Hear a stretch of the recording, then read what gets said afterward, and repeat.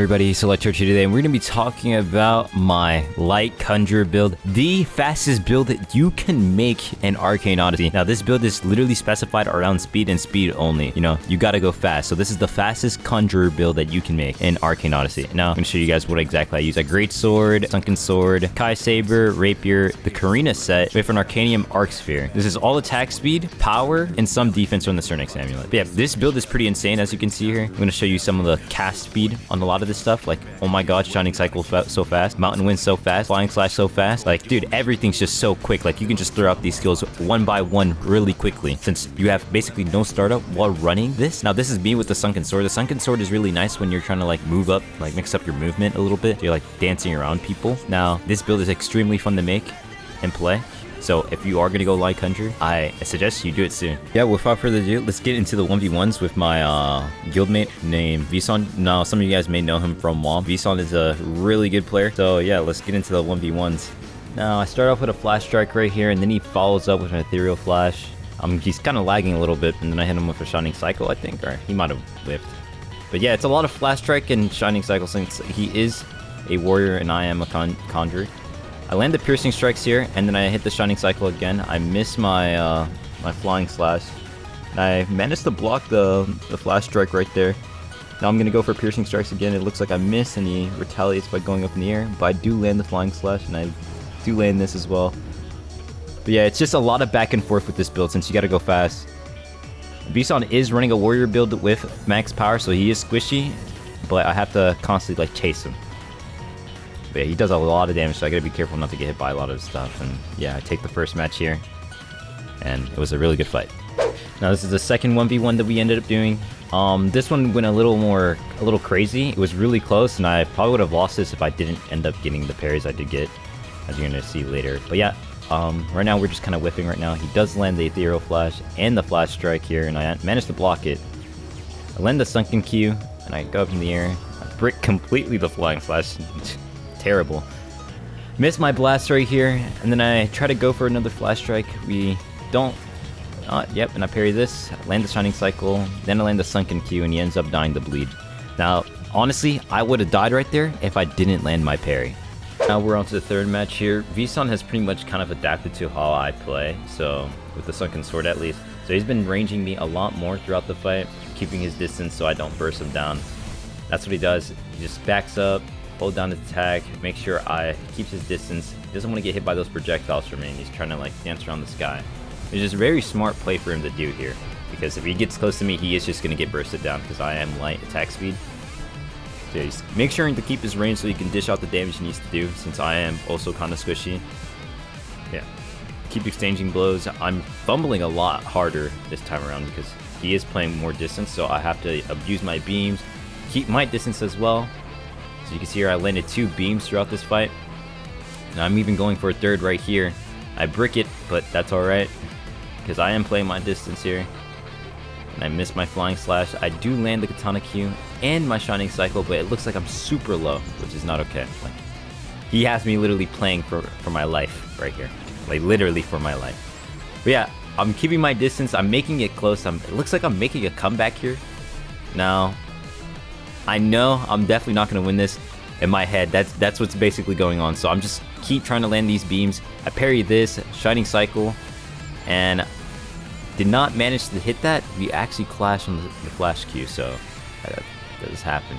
Right here, I did feel the read his ethereal flash because he was in the air. Now it's time for the next match here. Now this match goes a little well for me, I believe. Here, I start off with a flying slash, kind of just dancing around, seeing what we're gonna do here. He's trying to land the dagger throws in because he kind of learned that dagger throws does do a lot of damage. Land my piercing strikes. Now this is the bread and butter. Land piercing strikes, shining cycle, flying slash, flash strike. This is the bread and butter. Now if you can pull this off in a fight, it goes crazy. And then you have the sunken sword too to retaliate right here. He's very low, playing away from me because he does not want to get hit at all. I can't seem to land a fucking hit on him, which is annoying because he does move around very well, just like me. Like, this dude's actually insane. Like, dude, I cannot hit him at all. I'm struggling to land a fucking hit. And then it looks like I try to go for a beam, but I completely whiff, and I parry it, The only reason why I'm alive right now is because I parried that attack. And he manages to whiff that as well. Like, we are just both fighting for our lives right now. And it's just insane. This is like very high level gameplay here. Just both too good. And he ends up taking the match because I failed to punish him at every turn. Now, this one does go a little well on my side.